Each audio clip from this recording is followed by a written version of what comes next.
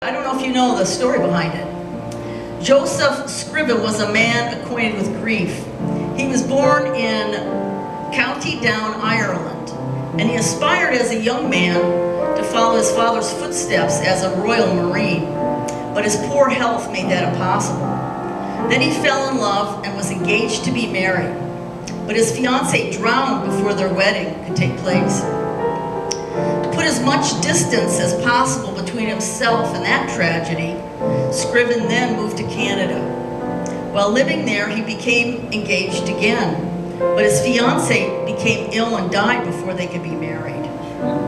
In his grief, Scriven determined to devote himself to a life of service.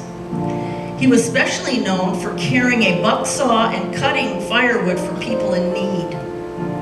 Scriven received word that his mother was ill, but he couldn't afford to return to Ireland, so he sent his mother a poem in the hope that it would comfort her. The poem began, "What a friend we have in Jesus, all our sins and griefs to bear. What a privilege to carry everything to God in prayer." He later submitted a copy of his poem to a religious journal where it was published. Then a few years later, in 1866, he died. But his poem lived in ways that he could never have imagined.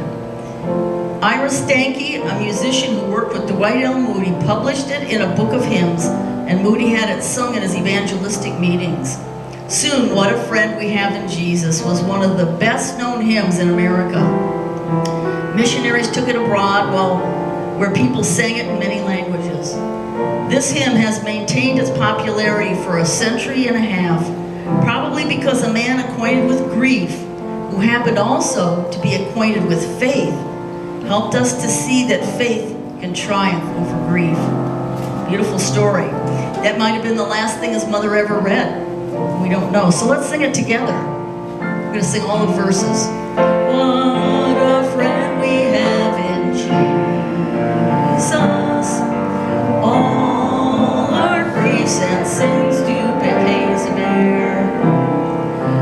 What a privilege to carry everything to God in prayer. Oh, what peace we often forfeit.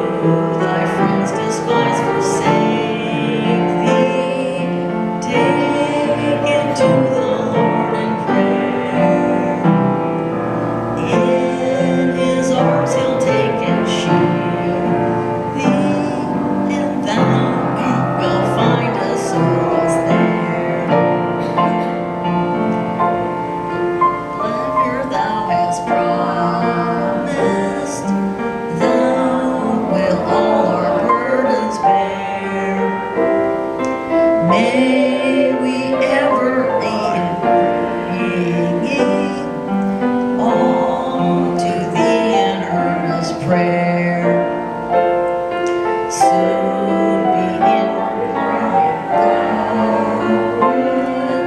There will be no need for prayer. In his arms he'll take and shield thee. Thou wilt find a solace there. I don't know what happened to the last words there. Amen. Anyway, we got it. What a friend we have in Jesus. What a great background. You know, we know that that's somebody that really